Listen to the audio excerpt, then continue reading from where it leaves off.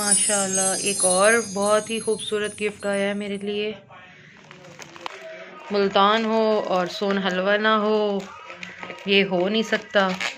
इसको हम अनपैक करते हैं। अच्छा जी, हाफिज का बेहतरीन सोन हलवा चा।